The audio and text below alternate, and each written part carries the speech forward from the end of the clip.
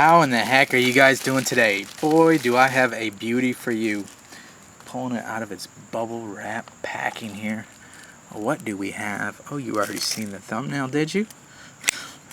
Alright, enough being silly. This is a John W. Smith Tad Dauntless. I'm not super familiar with his work. This is my friend's knife. Here for a quick sharpening, and that's it. To admire, to show off to you guys as well. So I guess that's not it, but just a wonderful piece. Again, this is going to go on into the art side of knives. I don't just want to show you guys one certain knife. I certainly lean towards the higher end knives, but it's real cool to have these pieces on the channel every now and then, just to show people what's out there. Maybe open your eyes a little. If you're just collecting Spydercos, collecting your ZTs, your Benchmades, and other knives like that. And then, of course, some people just collect these knives. I like them all. I know a lot of you guys do too. So John W. Smith, from what I have seen on the internet and heard from my friend, is that he is really well known for his more art knives, and is getting into these tactical looking knives like this, and you can tell his skills are just shining through in every possible way with this knife.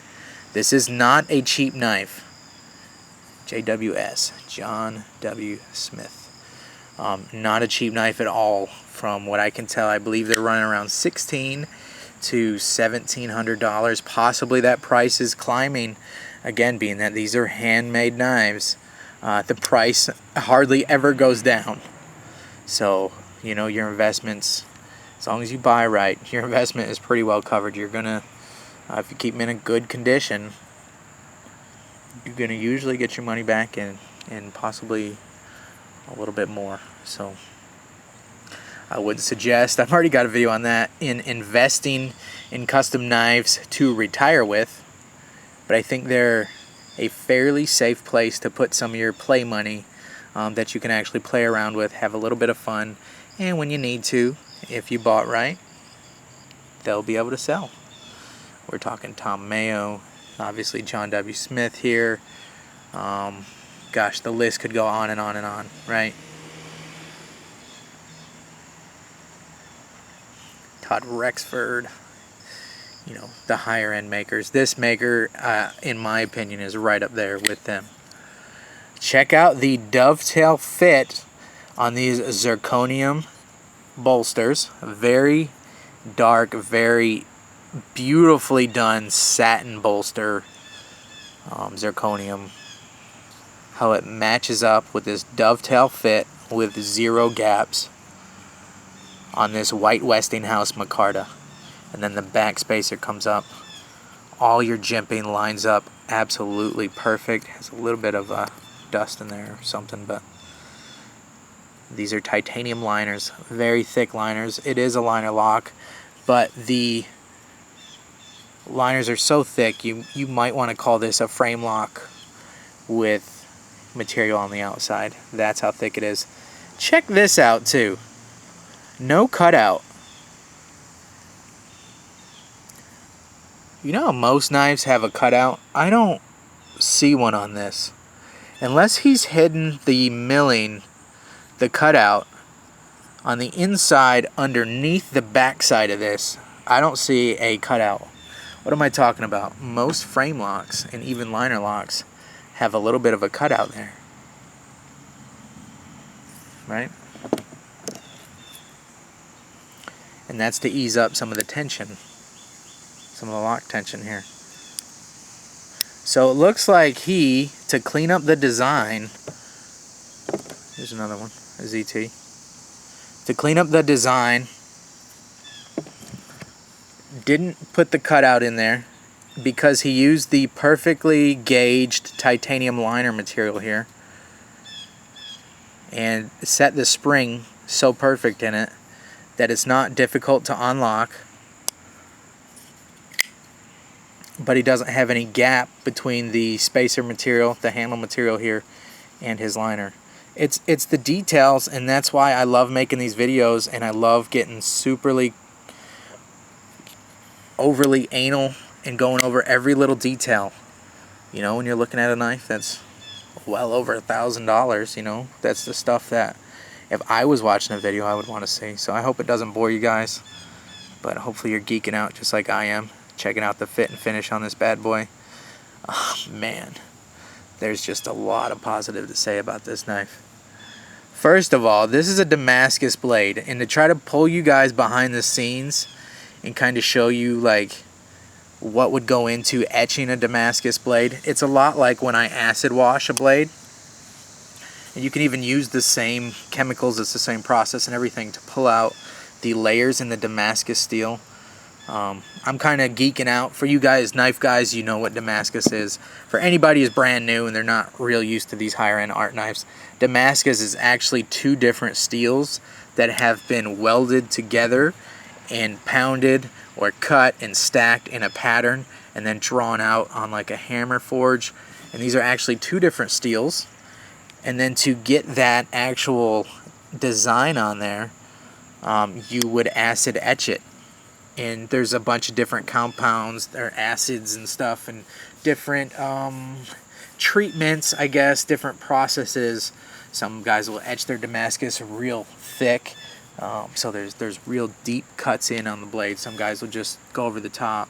That's a whole art form in itself, right? But anyways, when you etch it, one steel will etch faster than the other, and sometimes the design comes from that. Sometimes you can etch it real deep and then you can polish the tops of the peaks of the Damascus, if that makes sense. You know, it's just a whole art form. But anyways, I'm talking around in a lot of circles. I want to pull your eye to the details here. When you etch a blade, you dip the whole blade in acid. Now look how he has perfectly masked, or he mills this after he does the etching. So this is all etched. Where you can see the two layers of steel is all etched, right? And then look how it goes to regular steel as we know it. Like a regular, this is S35VN. But anyway, see how that's like got the sheen to it? You know what metal looks like, right? But look how this is Damascus, and then you see that right here, like on the lock. Wraps it all the way around where he put his logo. Right, and then look how the etching stops right there, and then it goes into perfectly satin finished steel. So I don't know if you guys know what that means, but this is, he thought so far ahead. Either he got this ground really close and then machined it all down, so that way this steel looks very, when you grind this blade, when you're working this steel, it looks much like any other steel that you've seen. It's only when you etch it when you start to see your patterns and stuff, right? So, yeah, I'm geeking out a little bit, but there's some guys that are getting what I'm saying here. There's no sloppy start and stop of the acid wash, the acid etch, versus that steel. And then he put his maker mark beautifully right there hidden in the tang. Just so classy, so perfectly done. It's a work of art.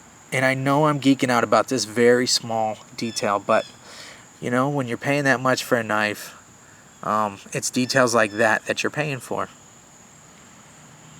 You're paying for this perfectly fit backside of the pivot. It is absolutely beautifully flush. You can't feel it. You can close your eyes, rub your finger over this. You can't feel it, and that's a pivot, much like any other pivot, that's been perfectly blended in. And I'm sure secured, so maybe that's a pressure fit in there. I don't know. And then you think, how do you do this zirconium like that? Well, I don't know for sure, but I see a lot of guys. I haven't worked with zirconium, so I don't know. But I know a lot of guys, you can electro anodize it, or you can heat finish it. So how is he getting this perfectly smooth, but also flame torching it to get it dark, but also having this smooth and contoured and matched perfectly, while also not making that pivot go gold or anything like that? Because when you heat anodize, I don't have anything out here right now.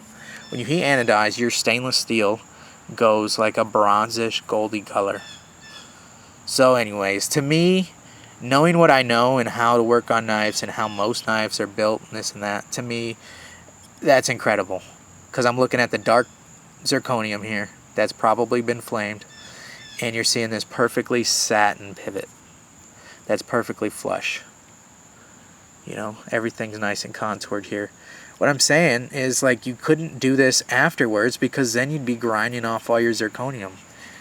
Maybe zirconium just ships dark like that, although I don't think it does. That's a process that's been done to it. You see how everything is nice and flush.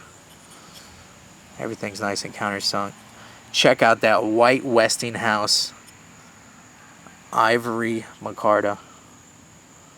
It's gorgeous. It looks so much like ivory. It's got this beautiful, I'm not sure if this camera's picking it up. It's like creamy looking micarta that you would mistake for ivory. You really would. The only way I can really tell is true ivory that I've seen has like a grain to it. This has the color variation. So up here is a little bit more yellowy than where he's contoured it and ground it down. So it does have like that yellowy and white looking creamy ivory color. You know, but it doesn't have the actual like grain pattern that real ivory has. But it has that look. It's a gorgeous knife. Obviously it's centered. Obviously the lockup is perfect. The detent is set perfect. The lock is set nice. Just very smooth. And did I mention it's on washers? Can you see them in there? The bronze phosphor washers in there. You can see this knife is a hand-built knife, much like the Mayo I showed you last week or so. You can see all these contours are perfectly done. Look at the space here. See that edge right there? And the space here on that edge. All your contour. This starts here for your thumb cutout. Ends right there. Same thing, ends right there. Ends right there. Yep, we're going crazy into the details. But, you know, that's what we do here. We can keep it focused. The liners have a beautiful bronze anodizing on them. Matches that beautiful bronze lowrider clip. You know, that's the only knock that some might give this knife. I wouldn't personally. I don't mind wire clips, but some would want to see a one-piece milled clip on this. From my friend, I know from what I've heard, he can comment below if he likes, that he's happy with this clip as well. It carries great. It's very nice. Still has enough sticking out of your pocket to put a lanyard on. I imagine a nice classy black leather lanyard on here would look beautiful. The color scheme on this just is incredible. I love the way that the dark zirconium plays off the dark Damascus Blade. And I love how he's got the shiny hardware here. Right? Sometimes because you can do something doesn't mean you should. Yes, he could have blasted that. Yes, he could have heat anodized it to match the liners. To me, the bronze is perfect. It just pops just a little bit of color, and it's not in your face. You don't see it all the time until you flip the knife and you start to rotate it. Then you see these beautifully, almost like a fine pinstripe on a nicely done hot rod, or even a nice elegant luxury vehicle. You see the nice pinstripe. You know, it's just like a touch of color. And the rest of the color scheme is that like creamy ivory, which is more of a brighter color that matches the brighter color hardware. And then all the hardware ties into that brighter colored thumb stud, which will match the edge when it's nice and shiny. I haven't sharpened it yet, but that's what it's here for, right? And then you've got your shiny bits in that Damascus edge. So to me, this knife is an absolute incredible work of art. And I know I say that a lot on these higher end knives, but they are. They're moving sculptures is what they are. You know, and they need to connect with you on more than just a tool when you spend $1,700 on them. Yes, $1,700 on a single knife. The jimping is done perfect. This might be the Dauntless design. I'm not sure, but that jimping is raised above the frame a little bit. Has purpose. So it is useful, but it's not like jabbing into your thumb too much, and it's kind of shallow, so it's not going to rip your thumb off if you really push down on it. It's just the perfect amount of grip. You have this front finger choil on here where you can choke up on it, and that front finger choil also lets that blade terminate right here, much like your XM18 or the XM18. I don't know if you own one or not, but anytime you get a knife that comes out like that, you know, you can sharpen all the way to that edge, and then you can have the edge right in front of your finger when you go to cut. Now some are going to love it, some are going to hate it. I get it. I love it though. So there you go. It's the same idea there. It's incredible. All the blade was hand ground. You can see the swedge is right on point. You wouldn't expect anything less. That's something I shouldn't even have to mention. The plunge grind. What I mean by plunge, right here and here. Just beautiful. Just beautiful. I love the layers of the steel. And I could get lost just staring into this Damascus. Really. You can see the layers of the steel there. It's a work of art. It may not be for everybody, but I'll tell you what, it's an incredible piece. Detent is set perfect. It's on washers. You know, I keep saying that because bearings are so popular these days, and you don't need bearings. Every, you know, knife has a certain application, I understand, but check out the detent. Just nice. Check out how the back spacer is totally straight there. No gaps, obviously, in the back spacer. Stuff I shouldn't have to say, but I feel like I should point out. It's incredible. Congratulations to the owner. I know he's very happy with it. This is the Dauntless design for Tad gear. So you got your 3 fullers here, and then the fuller on the blade. It's kind of the Dauntless series, from what I know, and I'm not an expert on it, is different custom makers have made this knife for Tad. It's like the same pattern, and then they do their own take on it. So this was John W. Smith's take, and I think he knocked it out of the park. This is the best one I've seen personally, but I hadn't seen all of them. Obviously, I hadn't handled all of them. I just know I'm very impressed. Just when the Damascus etch terminates perfectly there to the satin ground blade. You know, it's those details. There's your washer, you can see it in there. Perfectly set detent. The beautifully finished zirconium. I've got it all fingerprinted up here, but the color scheme on it, the flush pivot, the dovetailed bolster. Yes, this Micarta does raise a little bit on here. It's not supposed to be flush. Not all knives have to do that. This is more of like a natural look on the back end here. And sometimes, you know, traditional knives, back in the day, sometimes those bolsters were like that and the natural materials would come up. Even some of your GECs that you guys will see are like that. So anyways, it's beautifully done. Just gorgeous. That's it, guys. I know I talked your head off for damn near 20 minutes on this knife. Hopefully it's a little bit entertaining and you may have learned something. Check out more knives by this maker, John W. Smith. He's mostly an art knife maker, but I know he does make a lot of these tactical knives as well now. Just incredible. It's what you get. I think this is what you should expect when you're paying $1,600, $1,700 and more. You know, they're very limited. They're hand-done pieces. That's it, guys. Have a great day. See ya.